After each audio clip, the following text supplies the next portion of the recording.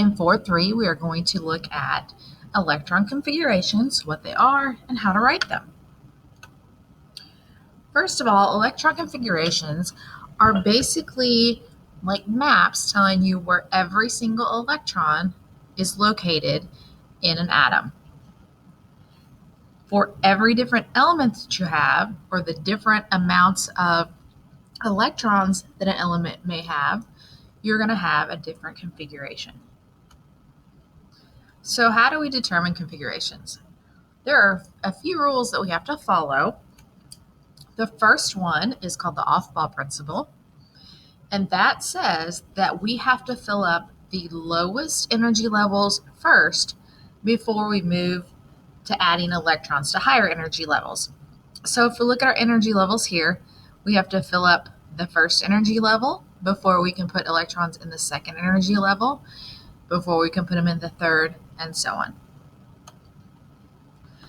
Then we have Pauli's exclusion principle, which says that no two electrons in the same atom are going to have the same 4 quantum numbers.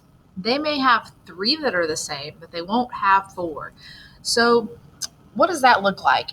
If the 4 quantum numbers are the N, L, M, and spin, maybe 2 electrons are in the same energy level, or maybe there's more electrons in the same energy level if it's a higher level. Maybe they're in the same shape. Maybe they're both in a sphere. If they're in a sphere, there's only one orientation to put that. So maybe you've got 2 electrons in one sphere in the same energy level. However, since you can only have 2 electrons in one shape, one has to be spinning positive and one has to be spinning negative. So often that's where that distinction might be made. So if we look at this example, let's say here in this second energy level, we've got 1 electron, 2 electrons in this p orbital. So for this electron, it would be in the second energy level. It would be in a p shape. P's can have 3 possible orientations. So this one would be, let's say, in the first p. And then maybe it's spinning in the positive direction.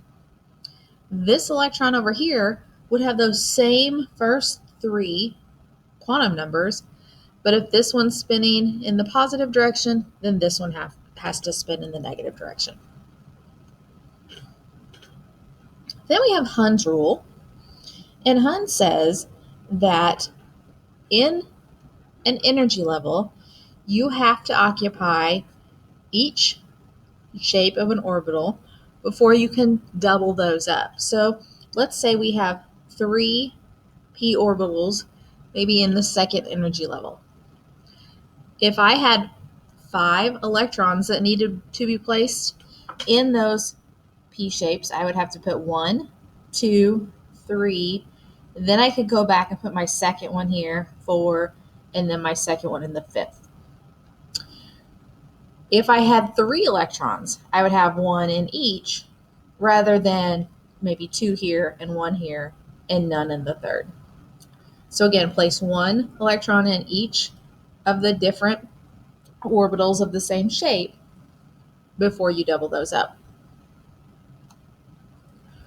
Now we're going to look at electron configuration. So it looks like this: 1s2, 2s2, and that's going to be what our map looks like for where all of our different electrons are located. You should have this configuration guide. I kind of call it the electron configuration cheat sheet. And this is going to help you determine how to write those electron configurations. So first of all, we talked about the different blocks before, where we have the first 2 rows are the S block. This section over here is the P block. We have the D block in the middle, and then the F block is on the bottom. So if you notice, in those blocks, the letter matches up with the block. The next thing we need to look at are the rows. So if our rows go across, the big number out in the front is our main energy level, and that matches up with whichever row we're in. So in this first row, we're going to have 1. In the second row, the big number is 2. The third row, 3. So that's going to tell us what is the main energy level that that electron would be located. Now, one little thing to note, we said before that if whatever n equals, that's how many different shapes we can have. So if n equals 1, we have spheres. So if we look here, we've got 1 has an S and an S, so that's the sphere.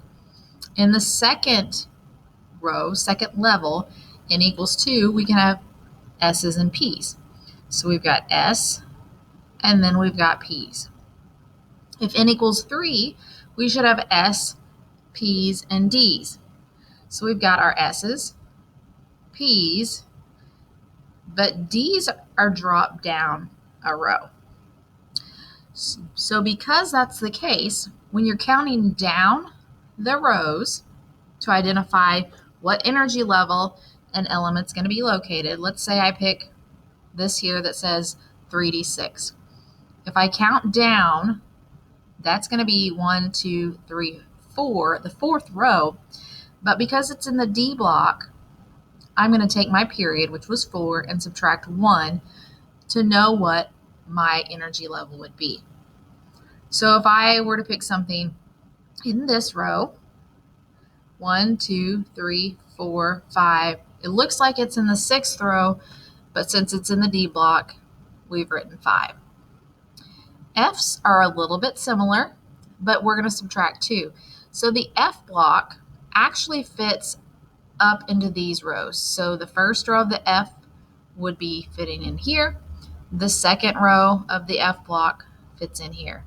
So if this row looks like it's in the 6th period, we're going to subtract 2, and that's why they say 4.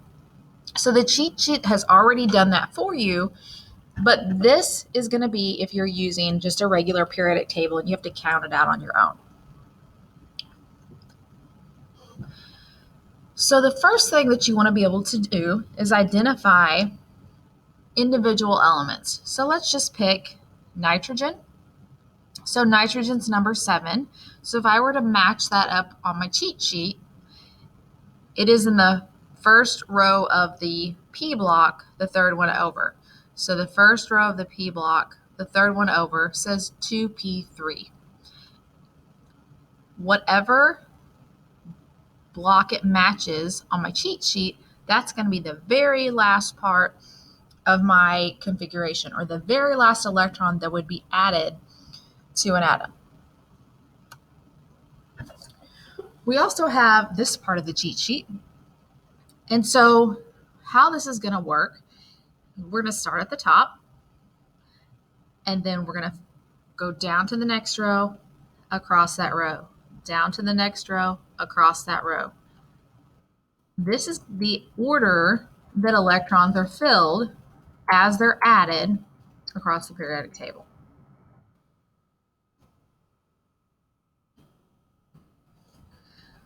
So if we look, we've got 1 S's and there's 2. And then we've got 2S and there are 2. 2P, and we've added 6 all the way across. And then we go to 3 S's where we've added 2. And we keep going until we get to the element we're looking for. So let's try oxygen. First, we have to find oxygen on the cheat sheet, see where it would be on our periodic table. So on our periodic table, it's actually in this second row, the fourth one over. So that's going to make the very last part of the configuration say 2p4. So we're going to write that down. Then we're going to come over to this part. We're going to find 2p, which is here. It says 2p6, but we just need to worry about the 2p part right now. This is where we're going to stop. So then we're going to come back to the top of the chart. We'll write 1s2, 2s2, and then when we get to the 2p, we just need 4 rather than 6, so we'll just write 2p4. So the 1s2, 2s2, and 2p4 would be the configuration for oxygen. And so what that means, we've put 2 electrons in the 1s section. So there's 1, 2. Then we put 2 electrons in the 2s section. So 1, 2. And then we had 4 in the 2p to get to oxygen, which is what we're looking for. So basically, if we follow the periodic table all the way through till we get to the one that we're looking for, we will have accounted for all of those electrons. And now, anything before our last one is just indicating that that orbital is going to be filled up. So anything before the last one is either going to be an S2, a P6, a D10, or an F14. The last one is the only one that will have a number other than that as your exponent. Let's try cerium. So we have to find cerium on the periodic table, and it's actually down here. And I know it's a little hard to read, but it says 4F2. So that's going to be the last part of our configuration. And so we need to find the 4F on this part. So it's right there, 4F14. Then we're going to start back at the top and start filling in. So 1s2, 2s2, go all the way across and down to the next row. Writing all of these until we get to the 4F14, but we just need the 4F2. And so this would be our configuration for cerium. And so you can kind of match this up. 1s2, 2s2, 2p6, 3s2, 3p6, and so on until we got to the one that matched the element that we're looking for. Now let's try it without the cheat sheet. So we're going to do bromium. So first let's find bromium. It's number 35. So how do we identify what our last part of our configuration is going to be? So we're going to count down how many periods we have. So it's 4. And it's in which block? So it's in the P block.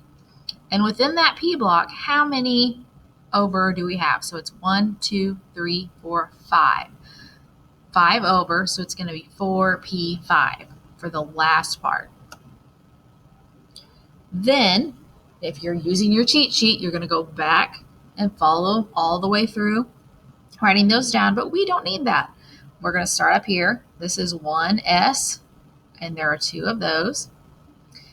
Then 2S2, row 2P6, 3S2, then we have 3P6, then we have 4S2. Now we're in the D block, so remember it looks like it's in row 4, but we're going to subtract 1. So 3D10, 4P, and we're to our 4P5.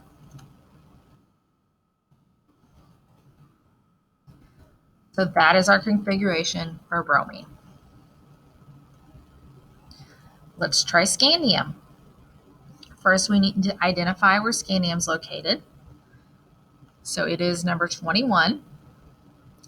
It's in the D block, so we're going to count down 1, 2, 3, 4 down. D block, we subtract 1, so it's really 3D, and it's 1 over. So 3D1 should be our last part of our configuration. So now starting at the top, row 1S, 2 there. Then we are 2S2. Now we're over to 3P6.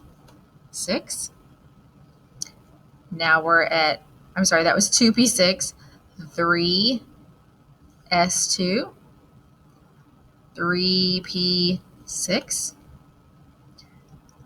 4S2, and now we're back to our 3D1. So we're done with scandium.